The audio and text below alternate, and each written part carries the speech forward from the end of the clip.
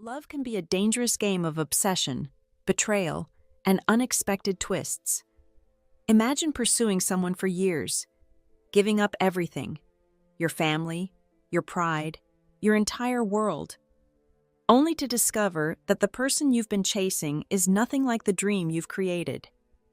This is the story of Nancy, a woman who spent 4 years relentlessly pursuing Connor, a man who seemed just out of reach.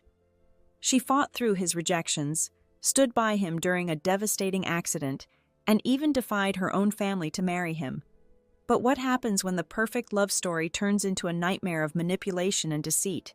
Just when you think you know how this tale will unfold, enter Rory, Connor's best friend, a man with a secret history that goes back further than anyone could imagine. A connection so deep, so unexpected, that it will make you question everything you thought you knew about love, loyalty, and second chances. Was Nancy just a pawn in a larger game? Did Connor ever truly love her? And who is Rory really? A savior or something more complicated? This isn't just another love story. This is a journey of revenge, redemption, and reclaiming one's power. A narrative that will keep you guessing until the very last moment. Get ready to dive into a world where nothing is as it seems, where love is a weapon, and where the most unexpected connections can change everything. Hit that subscribe button, smash the like button, and share this incredible story, because trust me, you won't want to miss what happens next. 5 months had passed since my separation from Connor, and today I found myself walking into his office with a singular purpose. The tension was palpable as I approached his desk, my patience wearing thin. "When are you going to remarry me?" I demanded, my voice a mixture of frustration and desperation. Connor sat there, his nearsighted glasses creating a barrier between us, his face a mask of indifference. "Let's wait a little longer," he responded, the same dismissive words he'd been repeating for months. Pushing a bank card towards me, he coldly added, "Go out. Stop making a scene. I have work to do." I forced a wry smile, my lips barely concealing the brewing storm of emotions. Taking the bank card, I left his office, and the moment the door closed behind me, my facade crumbled. Little did Connor know, I was no longer in the dark about our situation. While he still harbored a hint of guilt, I saw an opportunity. If love was off the table, then money would be my consolation. I wasn't ready to leave the company just yet. A quick stop in the restroom gave me a moment to compose myself. As I emerged, I overheard Connor's voice in conversation. It was Rory, his best friend of 10 years, the same Rory who had once saved Connor from drowning during a swimming incident in high school. Their bond was forged in a moment of life or death risk, a friendship that had seemingly stood the test of time. "Nancy came over today," Connor was saying, unaware that I could hear every word. He was talking about me, his soon-to-be ex-wife who had pursued him relentlessly for 4 years. His voice carried a mix of hesitation and fear. "I want to tell her I won't remarry her," Connor confided in Rory, "but I'm terrified she might break down. She's loved me so intensely, and I'm worried about her reaction." Rory seemed skeptical. "Are you crazy? You're overthinking this," he responded. "But fine, since you're the mutual connection between us, I'll help prepare her mentally when the time comes." The conversation hung in the air, a delicate web of unspoken truths and impending revelations. The moment Rory left, I walked out of the company, my emotions a tangled web of anticipation and uncertainty. A car was waiting, and as soon as I settled into the seat, I found myself locked in a passionate kiss with the man beside me. Suddenly, a sharp, playful bite broke our moment of intimacy. "Why did you bite me?" I asked, meeting Rory's intense gaze. His warm hand cupped my cheek, his touch both gentle and possessive. "Because I hate that you go see him," Rory admitted, his voice a mix of jealousy and devotion. I couldn't help but laugh softly, nestling into his embrace. "So you were following me?" The question hung between us, more statement than inquiry. "That's right," he whispered, holding me tightly. "I can't wait to tell everyone that you're with me." I playfully patted his shoulder. "Just wait a little longer," I responded, though the truth was, I wasn't entirely sure what we were waiting for. Deep down, a reservoir of hatred for Connor bubbled beneath my calm exterior. My pursuit of him had been relentless. 4 years of unwavering determination that began when he was a senior and I a freshman. I had never missed an opportunity to make myself known, to become unforgettable. 4 times I had confessed my love, and 4 times he had rejected me. But giving up was never an option. I remained a constant presence in his life, waiting, hoping, believing. The turning point came after his devastating car accident. For 3 months, I became his entire world.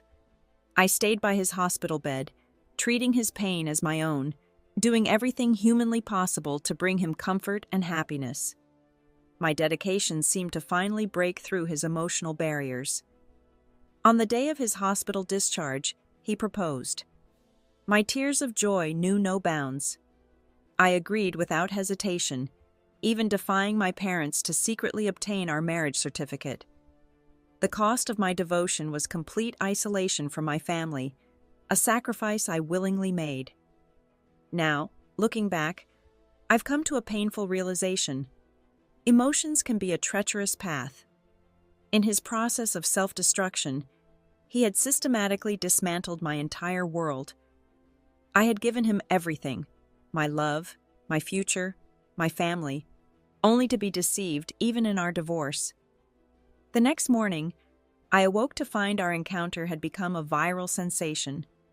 Headlines blared about Mr. Connor's ex-wife pressuring him to remarry, turning our private drama into a public spectacle. The irony was not lost on me.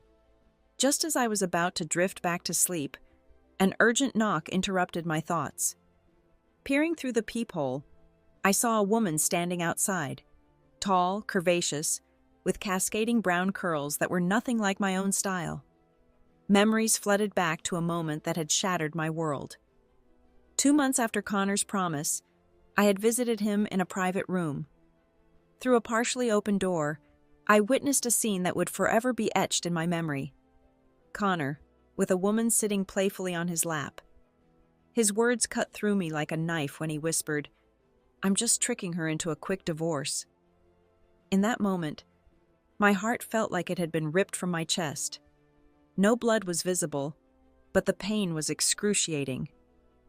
Rory had been the one to rescue me that day, sitting with me in a cafe, offering silent support.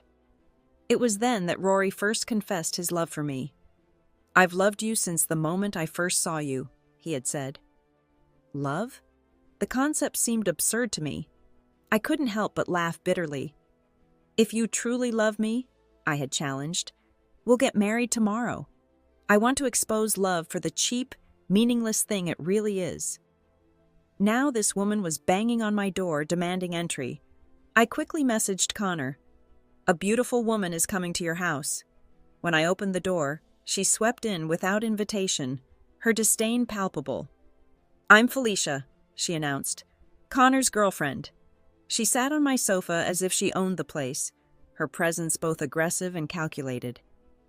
"I'm here to tell you to stop pursuing Connor," she declared, her voice dripping with condescension. "You're causing chaos online. Every time you go to the company, you're just creating trouble for him. Do you understand?" I met her gaze, my response light and laden with sarcasm. "Oh, really? And how long have you been together with him?" Felicia's response hung in the air. "We've been together for more than a year," she declared, her arms crossed defensively. The revelation that Connor had been unfaithful during our marriage struck me differently than I expected. I touched my chest, surprised to find no pain. Perhaps Connor had truly exhausted every last drop of my emotional reservoir. Before I could digest this information, the door burst open. Connor stormed in, his displeasure palpable. "What are you doing here?" he demanded, his tone sharp and dismissive. Felicia scrambled to her feet, visibly panicked. "Connor," she began, But he cut her off ruthlessly. "Contact my secretary for work matters. There's no need to come to my home." The scene unfolded like a bizarre theatrical performance. Felicia nearly fled, her face pale with humiliation. Connor's gaze finally settled on me, his instinct to explain bubbling to the surface. "You don't need to explain," I interrupted, my voice calm and calculated. "I understand that as a businessman, sometimes one must play along." Relief washed over his face. "As long as you understand," he muttered, then hesitated. "She didn't tell you anything else, did she?" I paused deliberately, watching his anxiety build. "I don't remember," I responded with an enigmatic smile. "It wasn't important anyway." Connor checked his watch, promising to handle the online buzz quickly. He asked if I'd be home that night, and I sent him off with a restrained laugh. Moments later, Rory arrived, bringing a bouquet of roses. "The most beautiful flowers for the one I love most," he said softly. His gesture was both romantic and possessive. I accepted the flowers with a light smile. Rory's attentiveness was immediate. "What would you like for dinner?" Without hesitation, I thought of braised pork. He moved to the kitchen with practiced ease, tying my pink apron and beginning to prepare the meal. I watched from the doorframe, noting the way his muscles tensed with each movement. The veins on his bare arms flexed subtly as he worked, a testament to his strength and care. Rory's fingers moved with an unexpected grace, handling the vegetables with a sensuality that caught my breath. Time seemed to suspend for a moment, and my heart raced with an unfamiliar intensity. Just as we were about to sit down for dinner, the sound of a password being entered interrupted our peace. Connor walked in, removing his coat. His eyes scanned the room, landing first on me, then on Rory, surprise flashing across his face. "Perfect timing," I said smoothly. "Join us for dinner." Rory nodded in agreement, and Connor's gaze drifted to the roses on the coffee table. "Did you buy these?" he asked Rory. We exchanged a quick glance before Rory responded without hesitation. "Yes, I brought them to ask my sister-in-law if girls really like these things." Connor's tension visibly softened, a sigh of relief escaping him. Dinner passed without incident. As I cleaned up, I caught fragments of their conversation in the kitchen. "We've known each other for years," Rory was saying. "Don't you trust me?" He continued, explaining that Connor himself had asked Rory to come and persuade me. "I'm sorry if I overthought things," Rory added. Connor brushed it off, suggesting they go out for drinks, something they hadn't done in a long time. When Connor announced he wouldn't be home that night, I noticed Rory's subtle wink. Playing my part, I offered a concerned, "Take care of yourself," as he left. Back in the bedroom, my phone erupted with an unexpected vibration. My mother was calling, a connection I'd abandoned since marrying Connor against my family's wishes. Shame and hesitation had kept me from contact, making me feel unworthy. Just before the call could disconnect, I answered with a trembling, "Hello?" My mother's voice, familiar, warm, and filled with unconditional love, instantly transported me through a whirlwind of emotions. "Mom, it's me," I responded, my voice trembling. "We saw the news. You and Connor are divorced, right?" she asked. When I confirmed, her next words were both a command and a comfort. "Come home tomorrow. Your dad and I miss you. Remember, without him, you still have us. Don't be sad." Her choked words broke something inside me. Tears I had held back for years began to flow freely. The journey home felt like an eternity. As dawn broke, I prepared meticulously, sending Rory a quick message about my destination. His immediate response, "Be safe," felt both protective and comforting. By 9 in the morning, I stood before my parents' door, paralyzed by fear. My heart felt submerged in an ocean of anxiety, my legs weak and uncertain. Before I could process these emotions, the door opened.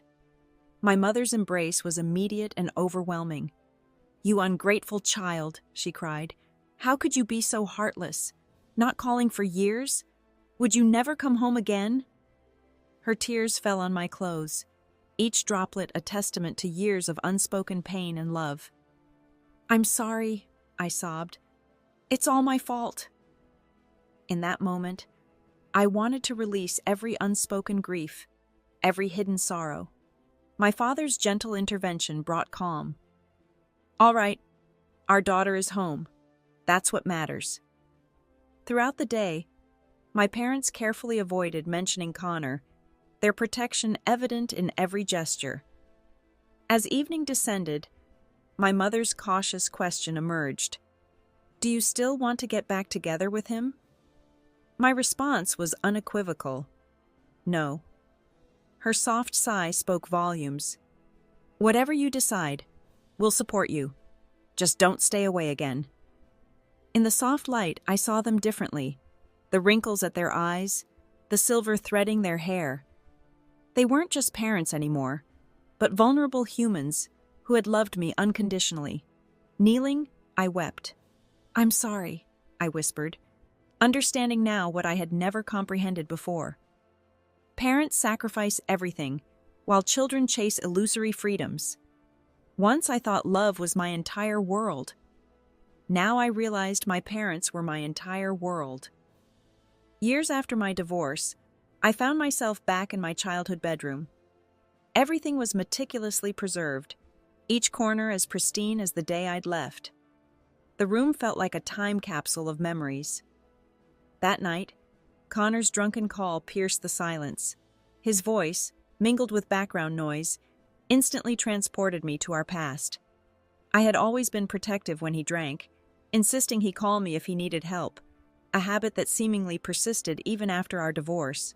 Rory's voice soon replaced Connor's. Nancy, don't worry. I'll take him home, he said, moving to a quieter location. The background noise faded, leaving only his deep, comforting voice.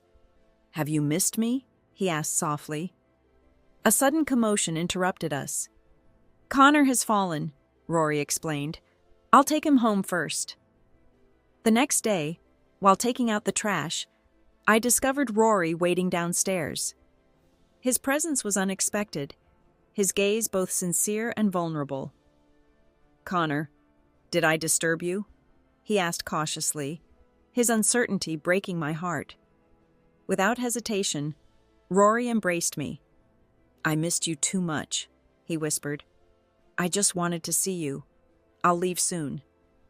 The chill from his body enveloped me. I understood he had been waiting quietly, careful not to disturb my family or my sleep. My heart ached with his dedication. I'm not going back, I reassured him, sensing his unease. I'm just scared this might not be real. I kissed his cheeks, offering comfort. How could this possibly be fake? Rory's smile returned, a gentle breeze seeming to caress his reddened eyes. He had brought fruit and tea leaves for my parents, a thoughtful gesture that spoke volumes about his character. Later, I learned the context of his visit. That night, a drunk Connor had called out my name in his sleep, causing Rory unexplainable anxiety. He feared I might still have feelings for Connor. As Rory was about to leave, I called out impulsively, Let's go public after I return. Is it really true? Rory's question hung in the air. I nodded emphatically. Really, I responded with conviction. I won't let down someone who loves me deeply. I'm not like Connor. I know how to cherish love. My first action after returning was decisive, packing my bags and listing our shared house on the market. I was determined to remove every trace of my past with Connor. Connor's reaction was immediate. 10 missed calls greeted me when I emerged from the bathroom. On the 11th call, I answered slowly. Are you selling our wedding house? He demanded. Yes, I replied calmly. Connor interrupted. I know you want to remarry me, but you can't use this tactic. This house was my grandmother's. It means everything to me. Then buy it back at a high price, I said, my voice steady against the evening breeze. As I gazed at the night sky, A warm blanket suddenly draped over my shoulders. Rory's deep, caring gaze met mine, a stark contrast to Connor's coldness. "There's nothing else," I told Connor, ending the call abruptly. "The weather's turning colder. Be careful not to catch a chill," Rory murmured, his concern genuine and tender. I leaned into his embrace, feeling a warmth I'd never experienced with Connor. His heartbeat was a comfort I hadn't known existed. At 3 a.m, a phone call disrupted our peace. Rory answered reluctantly after Connor's persistent ringing.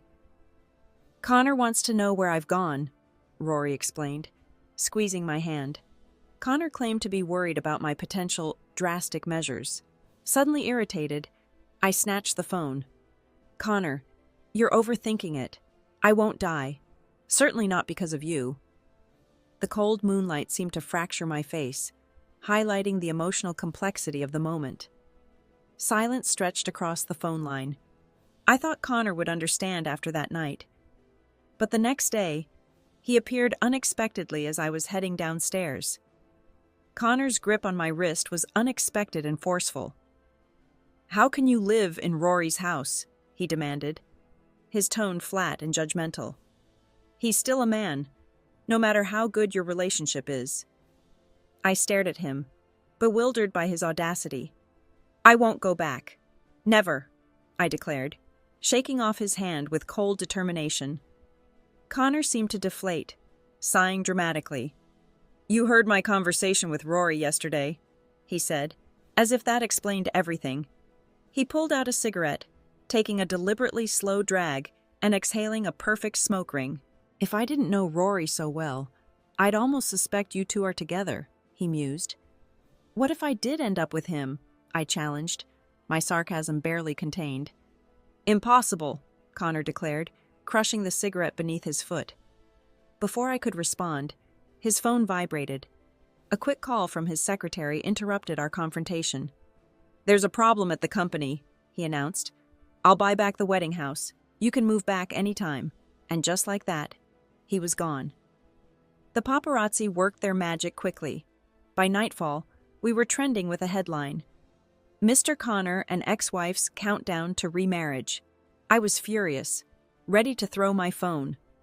But Rory's gentle touch calmed me. "Don't be mad," he soothed, holding me close, his soft hair brushing against my cheek. "Aren't you angry?" I asked. "No need," he whispered. "As long as you're with me, that's enough." His words penetrated my heart. In that moment, I knew exactly what I wanted. "Let's make it public now," I declared. "If Connor doesn't believe it, I'll show him the reality." I pulled out my phone, capturing a slightly blurry selfie of us together. With deliberate intention, I posted it on Weibo with a clear message: "I will never remarry Connor." Rory's deep gaze locked with mine, intense and unwavering. When I reached to touch his cheek, he surprised me. "Why aren't you smiling?" I asked. "Because I want to kiss you more," he responded. And then, his lips met mine. My biological clock triggered precisely at 7, rousing me from sleep. Turning to Rory, I found myself captivated by his features, his full forehead, high nose bridge, and rosy lips that seemed to invite a kiss. Before I could act on my thoughts, an urgent, forceful knock interrupted the morning's tranquility.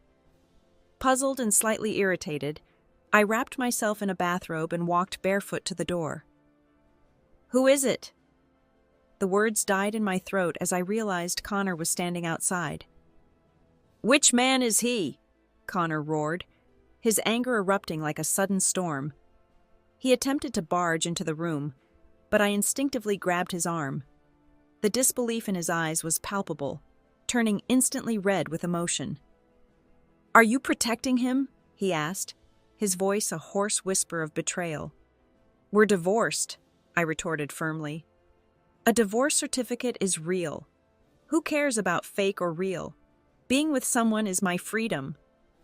Connor's face contorted with pain, the reality of our separation finally piercing his delusions. "What am I to you now?" he demanded. My ex-husband, I responded coldly, shrugging my shoulders. A bitter laugh escaped Connor's lips, spreading from the corners of his mouth to his ears. I want to kill him, he muttered ominously, shaking off my hand and storming towards the bedroom. But before he could push the door open, Rory emerged, bare-chested, unapologetic, and resolute. Connor's disbelief was total. Rory, is this the man Nancy posted about on Weibo? It's me, Rory confirmed. Silence descended, thick with tension and unspoken emotions. Connor repeated, "Good," 3 times, his teeth grinding, his composure fracturing. In an instant, he grabbed Rory's collar and slammed him against the wall. I considered you my best brother, Connor snarled. And this is how you treat me? Rory faced Connor's fury with remarkable composure. I didn't sleep with your wife or put a green hat on you, he stated calmly. You and Nancy are divorced. She belongs to herself and has the right to pursue love. As a single man, I have the right to pursue the person I like. His final words struck like a precision arrow. You don't cherish her, and you won't allow anyone else to cherish her? The statement deflated Connor completely, exposing the raw nerve of his possessiveness. After that confrontation, Connor disappeared from my life. And truthfully, I hardly noticed his absence. Rory and I were preoccupied with planning our New Year's celebration. Then came an unexpected call from Connor's grandmother, a woman who had never shown me any kindness since my marriage. Her name flashing on my phone felt surreal. Historically, Connor always visited her alone during the holidays, leaving me behind. I remembered how I once desperately wanted to accompany him, even promising to be perfectly behaved. But Connor had refused, citing her fragile emotional state. Grandma can't handle too much turmoil, he'd said, effectively shutting me out. Now, years later, why was she calling? Just before the call could disconnect, I answered, Is this Nancy? Her voice trembled with an unfamiliar vulnerability. Connor hasn't been to the company for days, she explained, her tone a mix of worry and desperation. Could you check on him? This was unprecedented. The same woman who once treated me with cold disdain was now pleading for help. We're divorced, I reminded her gently. I know, she responded, her aged voice breaking. But as an old woman, I'm out of options. The assistant has left. I've tried everything, but Connor won't open his door. Her vulnerability was palpable. I understood then the depth of her love for Connor, a love that transcended our complicated history. Connor's grandmother had raised him single-handedly after losing her son and daughter-in-law in a car accident. The weight of her request pressed heavily on my heart. I was torn between compassion and my desire to avoid Connor completely. Rory's hand gently touched mine, his silent support speaking volumes. His touch was a reassurance, a promise that he would stand by me. I'll go see Connor, I told the grandmother, feeling Rory's understanding beside me. Really? Thank you, Nancy, she responded with relief. Rory drove me to the wedding house, his presence a comforting constant. I'll wait for you here, he said, his eyes filled with a mix of concern and trust. As I prepared to exit the car, Rory suddenly grabbed my wrist. His momentary panic was evident. If you don't come out in 10 minutes, I'll come find you, he warned, his voice tight with worry. Understanding his fear, I leaned in and kissed his cheek. His smile blossomed, breaking the tension. The door opened with the same password I'd set when we first married. Inside, the scene was like a nightmare come to life. Darkness consumed the room, the air thick with a nauseating blend of smoke and alcohol. Turning on the lights revealed Connor, shirtless, sprawled on the sofa, looking like a shadow of his former self. I shook him forcefully. Connor, he stirred, his bloodshot eyes meeting mine with a mixture of disbelief and desperation. You came back? Call your grandmother, I instructed coldly. Don't make her worry. As I turned to leave, Connor lurched forward, blocking my path. His face was ashen, his eyes wild. "Don't you dare leave," he demanded. Connor's stern voice crumbled instantly. "Let's remarry right now," he pleaded, his tone desperate. "I won't hold it against you for being with him. We can start over. I beg you."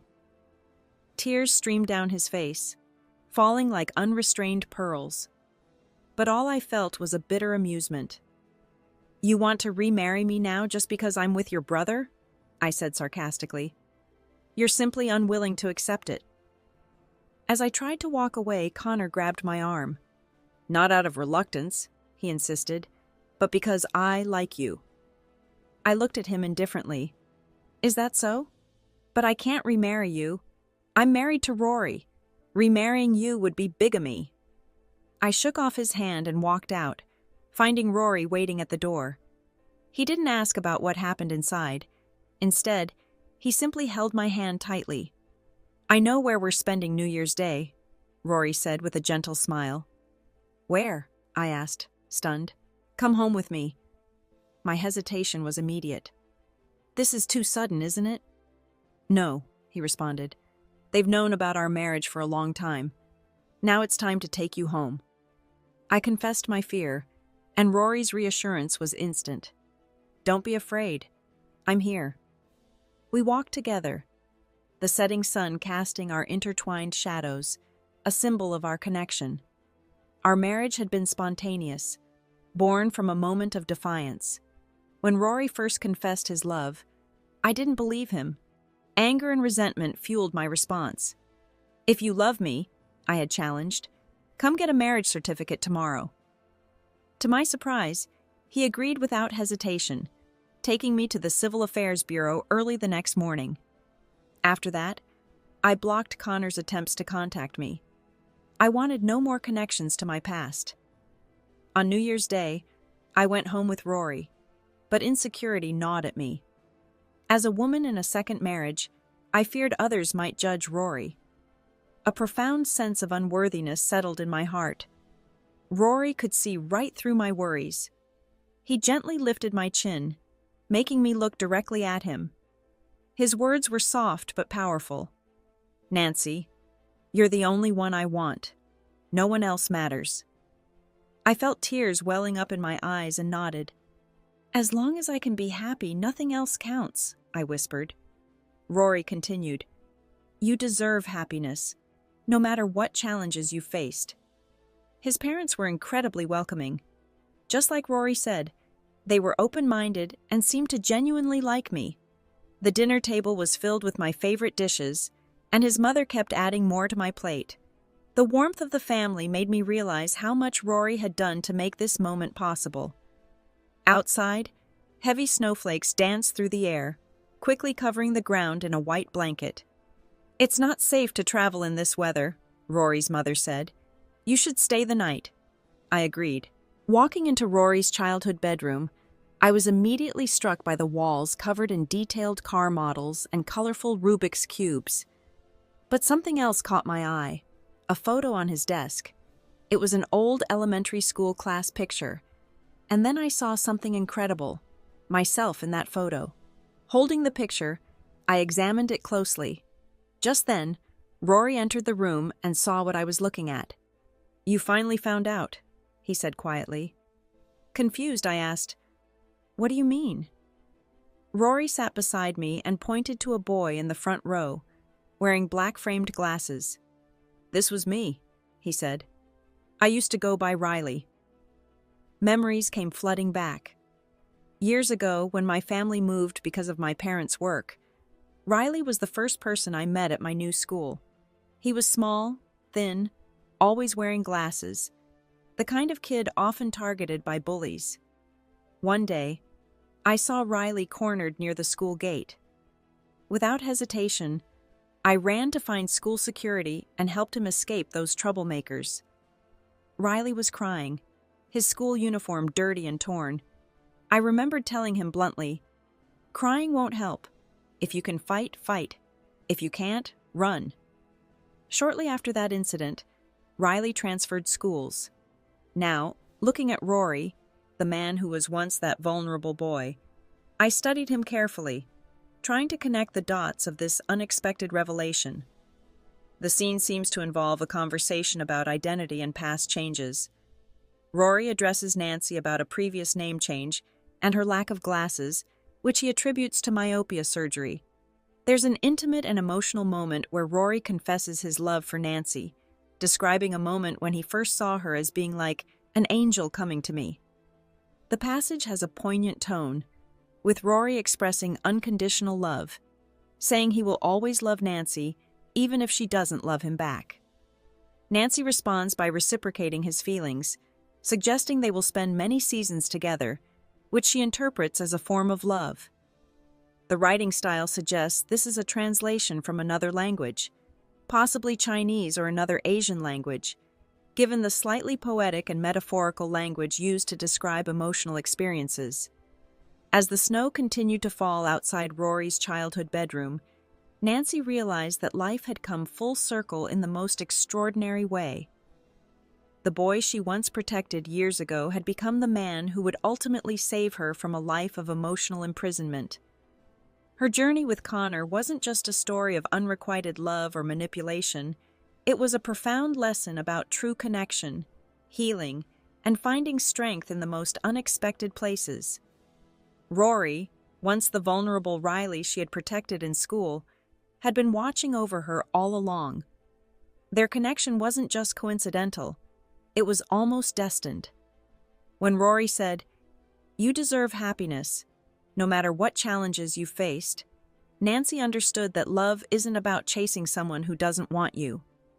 It's about finding someone who sees your worth, protects your heart, and stands beside you unconditionally. Connor's final desperate attempt to win her back, a moment of pure manipulation masked as love, only confirmed what Nancy had already discovered. True love doesn't beg, doesn't manipulate, and certainly doesn't come from a place of ownership. Her parents' unconditional love, waiting for her even after years of separation, her unexpected connection with Rory, and her own journey of self-discovery, all of these were threads woven into a tapestry of resilience and hope. As they sat together, their shadows intertwined against the soft glow of the winter evening, Nancy realized that sometimes the most beautiful love stories aren't about grand gestures or years of pursuit.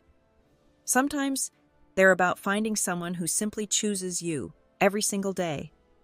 And in that moment, with Rory's hand holding hers, Nancy knew she was finally home.